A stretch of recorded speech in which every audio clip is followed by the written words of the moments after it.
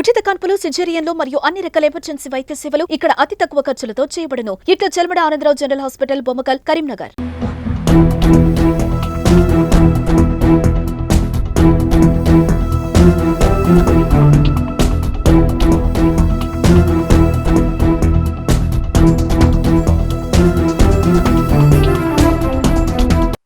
నమస్తే, welcome to Suman TV Karimnagar. నేను మీ అనిల్. కరీంనగర్లో అసలు ఏం జరుగుతుంది? కరీంనగర్లో కొన్ని వరుస ఘటనలు ప్రజలందరినీ కూడా కలవరం పెడుతున్నాయి. కరీంనగర్లో కలకలం సృష్టిస్తున్నాయని చెప్పుకోవచ్చు. మొన్న మంచిర్యాలకు చెందినటువంటి మమత కరీంనగర్ జిల్లాలోని ఒక శివారు ప్రాంతంలో శివమై తేలడం, నిన్న ప్రతిమ హాస్పిటల్లో మెడికో సూసైడ్, అదేవిధంగా ఈరోజు కరీంనగర్లోని బొమ్మకల్ యువకుడు దారుణ హత్య. సో ఈ ఘటనలన్నీ కూడా కరీంనగర్ అంతా కూడా అసలు ఏం జరుగుతున్నట్టుగా చాలామంది తమ అభిప్రాయాన్ని వ్యక్తం చేస్తున్నారు. బొమ్మకల్ చెందినటువంటి బెజ్జంకి మహేష్ అనే యువకుడు 22 సంవత్సరాలు. తన అమ్మ నాన్న ఇద్దరు కూడా పెద్దవారు కావడంతో కుటుంబ భారాన్ని తన పైన వేసుకున్నాడు. స్థానికంగా ఉన్నటువంటి అపోలో హాస్పిటల్లో పనిచేస్తూ తనకు వచ్చే జీతానంతా కూడా ఇంట్లో ఇస్తూ ఇంట్లో వారికి చేదోడు వాదోడుగా నిలిచాడు.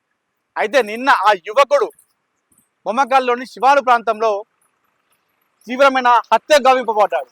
ఇదే గ్రామానికి చెందినటువంటి ఒక వ్యక్తి ఒక మహిళతో అక్రమ సంబంధం పెట్టుకున్నాడని, ఆ విషయము ఎవరైతే హత్య గావింపబడ్డాడో ఆ యువకుడు మహేష్కు తెలుసు అని చెప్పేసి, ఆ మహేష్ అనే వ్యక్తి ఈ విషయాన్ని బయట పెడుతున్నాడని చెప్పేసి ఆ వ్యక్తి నిన్న ప్లాన్ ప్రకారం ఆ వ్యక్తిని నిన్న ఆ యువకుడిని అక్కడ పిలిపించుకొని హత్య చేస్తున్నట్టుగా తెలుస్తుంది. అయితే రోజు తన డ్యూటీకి వెళ్తూ విధులు నిర్వహించేటువంటి మహేష్ నిన్న వీక్ ఆఫ్ కావడంతో నిన్న ఎక్కడికి వెళ్ళలేదు, ఇంటి దగ్గరే ఉన్నాడు. అయితే నిన్న ఉదయం సమయంలో 10 గంటలకు తమ స్నేహితులతో కలిసి బయటికి వెళ్ళాడు మహేష్. అప్పుడు వెళ్ళినటువంటి మహేష్ రాత్రి సమయంలో సుమారు 7 గంటల ప్రాంతంలో విగత జీవిగా కనిపించడంతో ఒక్కసారిగా గ్రామం అంతా కూడా ఉలిక్కి పడిన సందర్భం. అసలు ఏం జరిగింది, ఈ విషయంలో ఏం జరిగి ఉంటుంది, ఎవరైతే వాళ్ళు చెప్తున్నారో అక్రమ సంబంధం బయట పెట్టాడని చెప్పేసి అదే కారణమా, లేదంటే స్నేహితుల మధ్య ఇంకా ఏదైనా ఇతర కారణాలు ఉన్నాయా అనే విషయం ఇంకా మనకు తెలియాల్సి ఉంది. పోలీసులు మాత్రం దీనిపైన రూరల్ పోలీసులు కేసు నమోదు చేసుకొని దర్యాప్తు చేస్తున్నారు. అసలు ఈ విషయం అంతా కూడా ఏం జరిగిందనే విషయాన్ని ప్రస్తుతం మనం తెలుసుకుందాము. నేను గ్రామంకి వచ్చాను, లోపలికి వెళ్దాము. లోపల వాళ్ళ ఇంటి దగ్గర ఎలా ఉంది పరిస్థితి, నిన్న ఎక్కడైతే తనని హతమార్చారో ఆ స్పాట్ దగ్గరికి వెళ్ళి కూడా నేను మీకు చూపిస్తాను, ఎక్స్ప్లెయిన్ చేస్తాను. మొత్తానికైతే నిన్న ఈ ఘటన జరగడంతో గ్రామం అంతా ఉలిక్కి పడింది. ఈ కరీంనగర్లో జరుగుతున్నటువంటి ఈ వరుస ఘటనలు ఏతున్నాయో చాలా మందిని కూడా కలవర పెడుతున్నాయి. అసలు ఏం జరిగిందో లోపలికి వెళ్దాం రండి.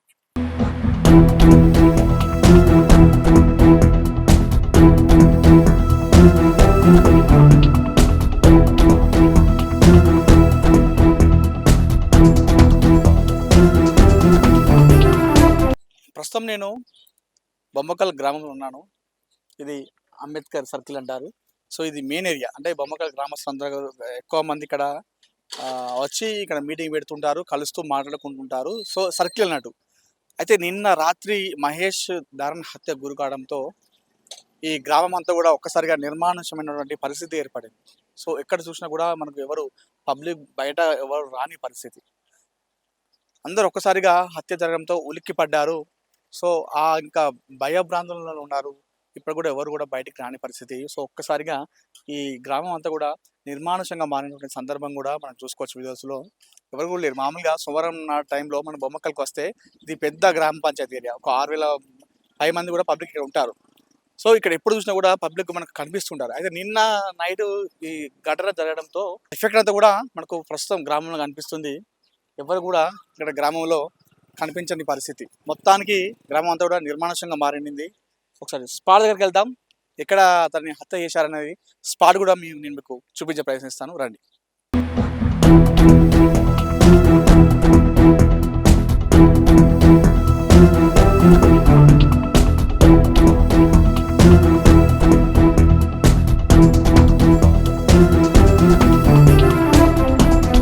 బొమ్మకల్ బొమ్మకల్ చెందినటువంటి బెజ్జంకి మహేష్ ను నిన్న రాత్రి సమయంలో అతి దారుణంగా హత్య చేసిన స్పాట్ ఇదే.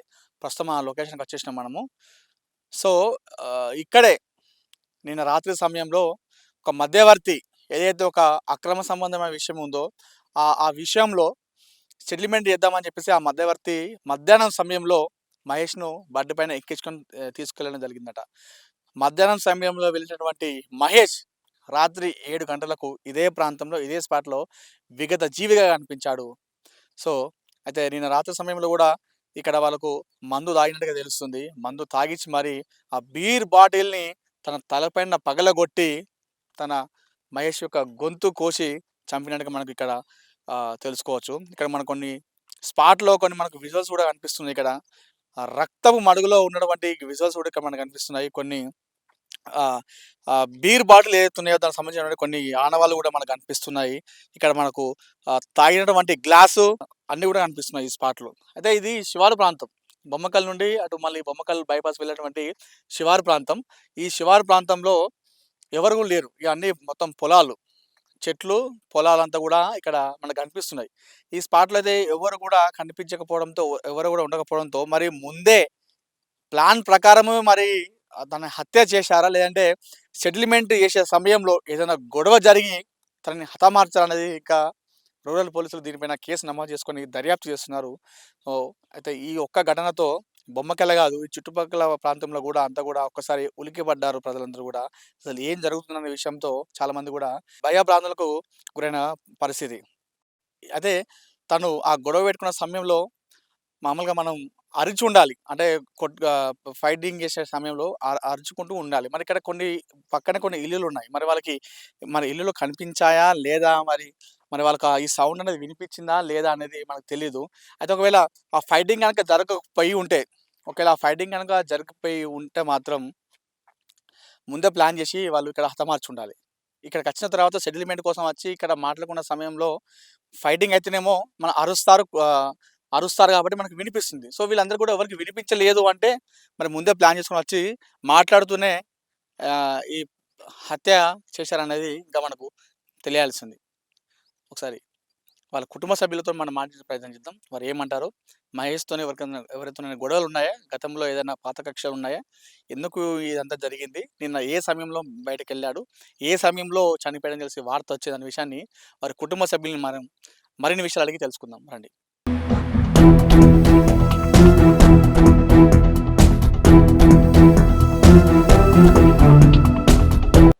బొమ్మకల్లో దారుణ హత్యకు గురైనటువంటి బెజ్జంకి మహేష్ ప్రస్తుతం కరీంనగర్ సివిల్ హాస్పిటల్లో పోస్ట్ మార్టం జరుగుతుంది. ప్రస్తుతం వాళ్ళ స్థానికులు అదేవిధంగా వారి కుటుంబ సభ్యులు ఉన్నారు. సో వారితో మాట్లాడే ప్రయత్నిద్దాం. అసలు ఏం జరిగింది? బయటకి ఎప్పుడు వెళ్ళాడు? వారికి అంత గతంలో మహేష్‌తో గొడవలు ఉన్నాయా? అసలు ఏం జరిగిన విషయం వాళ్ళతో మాట్లాడదాం. ప్రస్తుతం అమ్మ నాన్న ఇద్దరు ఉన్నారు, వారితో మాట్లాడదాం. బాబు చెప్పండి, అసలు మహేష్ అనే వ్యక్తి మీ అబ్బాయి బయటకి ఎప్పుడు వెళ్ళాడు? అసలు ఏం జరిగింది? 10 గంటలకు వచ్చినాం సార్. 10 గంటలకు వచ్చినాం. సర్కార్ దగ్గరికి వచ్చినాం. ఇంటికి పోయినాం.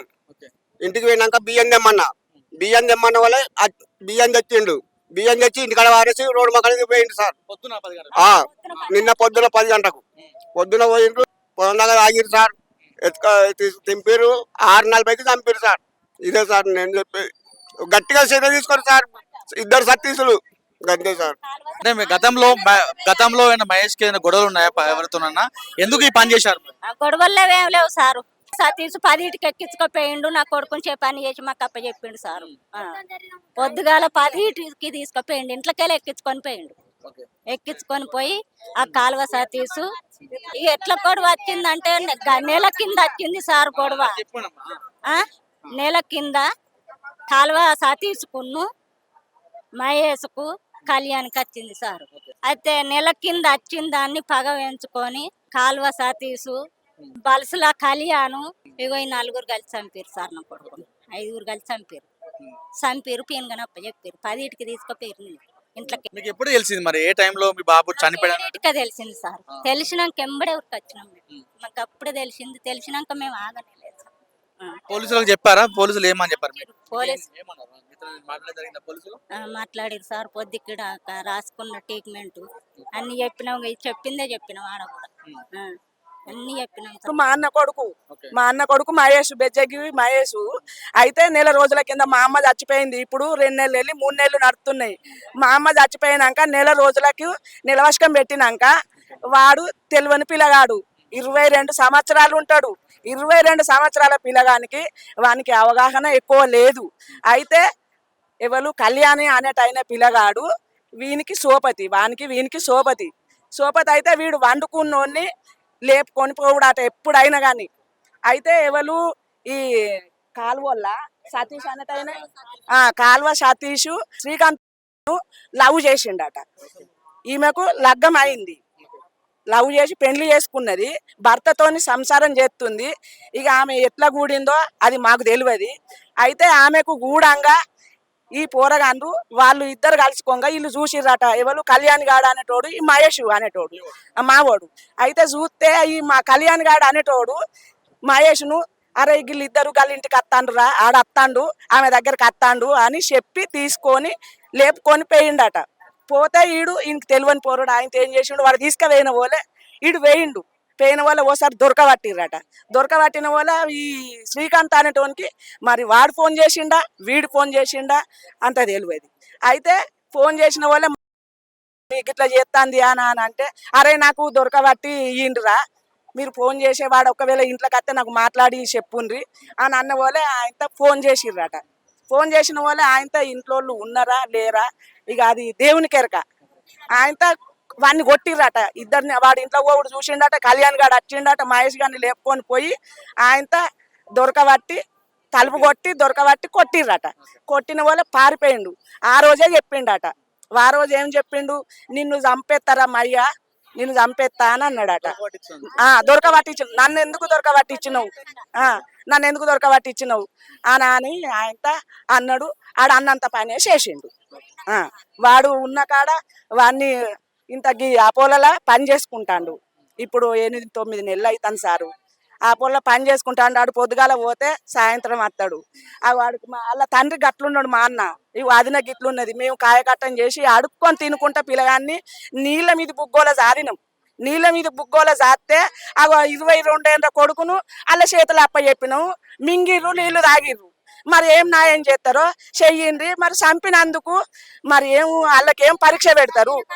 అయితే ఇప్పుడు సతీష్ అనేటోడు ఈ నెల రోజుల నుంచి వెళ్ళి ఆ సతీషును కాలువ సతీషును ఈ సతీషు ఏం మాట్లాడుకున్నారో, వీళ్ళు ఇద్దరు ఏం మాట్లాడుకున్నారో, లంచం తీసుకున్నాడా, మంచం వేసిండా, ఎట్లా చేసిండో.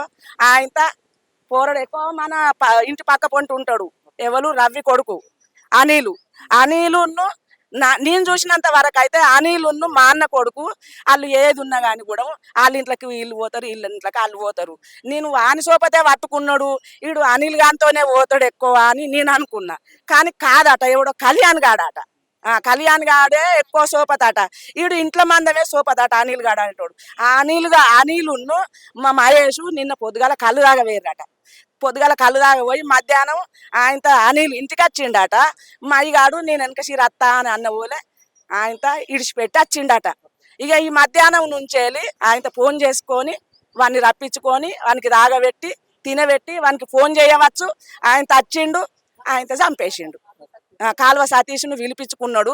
ఆయనతో నువ్వు నిన్ను దగ్గర పెట్టుకొని నాకు ఫోన్ చేయరా, నేను అత్తా వాడిని వేసేస్తా అని అనవచ్చు. ఆయనతో చేసిండు, కుప్ప పెట్టిండు. ఇక ఇంతే సంగతి. ఏం న్యాయం చేస్తారో మీ విలేకరులు కానీ మీకు దండం పెడతా. మా అన్న కుంటైనే మేము బాగా గరీబోళ్ళము, మీరు ఏ న్యాయమన్నా చెయ్యండి. మరి ఇప్పుడు ఇన్ని రోజుల సుందేలి మేము మా కష్టం చేసుకొని మేము బతికినాం సారు. మేమైతే లంగతనం దొంగతనం చేసి ₹1 తినలేదు. మేము అడకచ్చి పెట్టుకున్నాం, నీళ్ళ మీద బుగ్గోల చాదుకున్నాం. కానీ ఈ పరీక్ష పెట్టినందుకు వాళ్ళకేం పరీక్ష పెడతారో మాకేం న్యాయం చేస్తారో చెయ్యండి, మీకు దండం పెడతా. మరి వాళ్ళను ఇసొంటి శిక్ష ఇంకోళ్ళకు రావద్దు. సరే చచ్చిపోయిండు మా అన్నకు ఉన్నోడు ఒక్కడే, ఆ ఒక్క కొడుకును కూడా తీసేసిండ్రు, మా రక్త బంధం లేకుండా తీసేసిండ్రు. మరి వాళ్ళకి ఏం న్యాయం చేస్తారో చెయ్యండి దయచేసి. ఈ గవర్నమెంట్ మరి ఇప్పుడు వాళ్ళింటి కాడ ఎత్తా, వీళ్ళింటి కాడ ఎత్తా శవాన్ని తీసుకుపోయి మరి ఏం న్యాయం చేస్తారో చెయ్యండి. మాకు న్యాయం చేసేటట్టు అయితే ఇంకోళ్ళకి జరగద్దు, ఇంకోళ్ళ కడుపు కాలద్దు. ఇప్పుడు మా కడుపు కాల్చిండ్రు, ఇంకోళ్ళ కడుపు కాలద్దు. ఇంకొకరికి అన్యాయం సో ఇది మొత్తానికి బొమ్మకల్ నిన్న రాత్రి దారుణ హత్య ఏది ఉందో అది మొత్తానికైతే అక్రమ సంబంధాన్ని బయట పెట్టే ఉద్దేశంలోనూ ఇదంతా కూడా గొడవ జరిగినట్టు తెలుస్తుంది. సో అక్రమ సంబంధాన్ని బయట పెట్టడంతో మహేష్ పైన పగవేర్చుకున్నటువంటి కొంతమంది అక్కడ ఉన్నటువంటి స్థానికులు ఎవరైతే వారు సతీష్ అన్నట్టు చెప్తున్నారు వాళ్ళే రెక్కి నిర్వహించి నిన్న రాత్రి సమయంలో మహేష్ ని హతమార్చినట్టుగా చెప్తున్నారు. మొత్తానికైతే మహేష్ ను కోల్పోయి ప్రస్తుతం ఆ కుటుంబం అంతా కూడా పుట్టడు దుఃఖంలో ఉండిపోయింది. సో దీనిపైన పోలీసులు మరి ఎలా విచారిస్తారో వేచి చూడాలి. కెమెరా పర్సన్ కుమార్తో అనిల్ సుమన్ టీవీ, కరీంనగర్ నుండి.